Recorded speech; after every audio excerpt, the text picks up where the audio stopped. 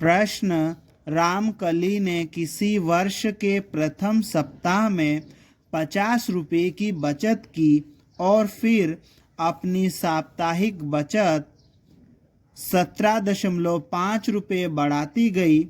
यदि 90वें सप्ताह में उसकी साप्ताहिक बचत 207.50 रुपये हो जाती है तो n का मान ज्ञात कीजिए। इस प्रश्न में हमें दिया है कि रामकली किसी वर्ष के पहले सप्ताह में 50 रुपये की बचत करती है और उसके बाद में वो अपनी साप्ताहिक बचत जो है 17.5 रुपये बढ़ाती जाती है।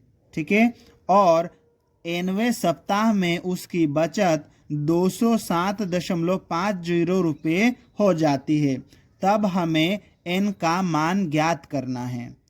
इस प्रश्न को हल करने के लिए हम लिखेंगे हल, और उसके बाद में यहाँ पर देखो कि जो रामकली है पहले सप्ताह तो 50 रुपये की बचत करती है और उसके बाद में वो हर सप्ताह 17.50 रुपये बढ़ाते जाती है ना। मतलब एक निश्चित संख्या हर सप्ताह वो बढ़ाते जा रही है।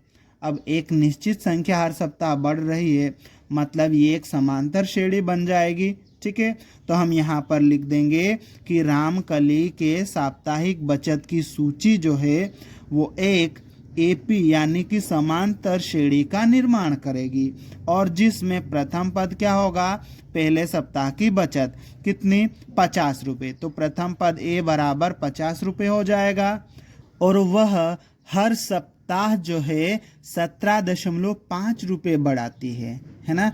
तो जो 17.5 रुपये हैं वो हमारा सार्वंतर डी हो जाएगा। ठीक है, एक और चीज दिया है प्रश्न में कि 90वें सप्ताह में उसकी साप्ताहिक बचत 207.50 रुपये हो जाती है। ठीक है, तो उसको भी हम लिख लेंगे तथा 90वें सप्ताह में बचत बराबर 207.50 रुपये। ठीक है, अब यहाँ पर 90वें सप्ताह, यहाँ पर हम 90वें पद का सूत्र लिख देंगे। ठीक है, और 90वें पद का सूत्र क्या होता है, a + n - 1 गुणित d बराबर का चिन्ह, और ये हम यहाँ पर लिख लेंगे। ठीक, अब हम इसमें a और d का मान रखेंगे। a का मान कितना हमारे पास में 50 है। ठीक है, तो हम रख देंगे 50। ठीक, प्लस ये कोष्टक में n - 1 गुणित d का मान कितना है, ये है 17.5। ठीक है, बराबर का चिन्ह, ये कितना हो जाएगा 207.5। ठीक है, दशमलव के बाद में जो अंक है उसके बाद में अगर 0 हो तो आखिरी के जो 0 होते हैं उनका कोई मतलब नहीं होता है। तो ये दशमलव के बाद वाली अंक है उसके बाद वाले 0 को हम छोड़ देंगे।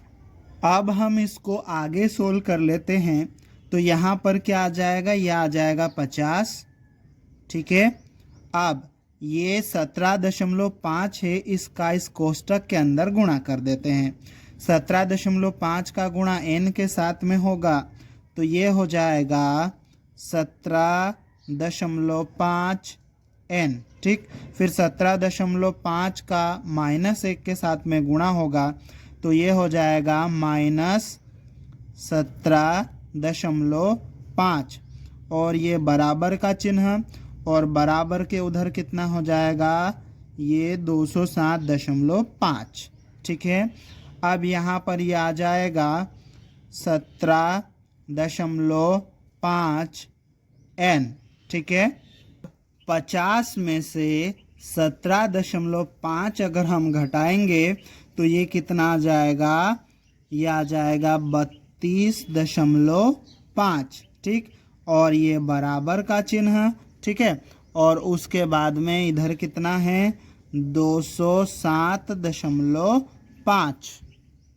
अब हम इसको आगे सोल्व करेंगे तो यहाँ पर ये आ जाएगा 17.5 n। ठीक, ये बराबर का चिन्ह और ये 207.5। ठीक है, और ये जो 32.5 है इधर प्लस का है, उधर भेजेंगे तो माइनस का हो जाएगा, माइनस का 32.5। ठीक है, फिर ये आ जाएगा 17.5 n बराबर 207.5 में से 32.5 अगर हम माइनस करेंगे तो ये कितना हो जाएगा, ये हो जाएगा 175।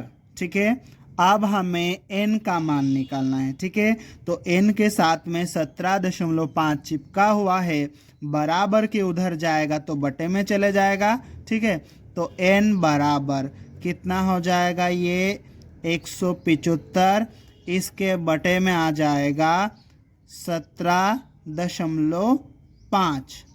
ठीक है, अब हमें क्या करना है, इसको 175 में 17.5 से भाग देना है। ठीक है, तो क्या करते हैं, हम पहले दशमलव हटा लेते हैं। यहाँ नीचे वाली संख्या से दशमलव हटाएंगे, ठीक है, तो ऊपर वाली संख्या के पीछे एक जीरो लग जाएगा। ठीक है, एक जीरो लग जाएगा यहाँ पर। ठीक, अब 175 से 1750 में भाग देंगे तो कितना आएगा, 10 आ जाएगा। ठीक है, तो इस प्रकार से n बराबर कितना हो जाएगा हमारे पास में 10। हमें इस प्रश्न में n का मान निकालना था। ठीक है, इस प्रकार n का मान कितना आ गया, 10, और यही हमारा उत्तर है।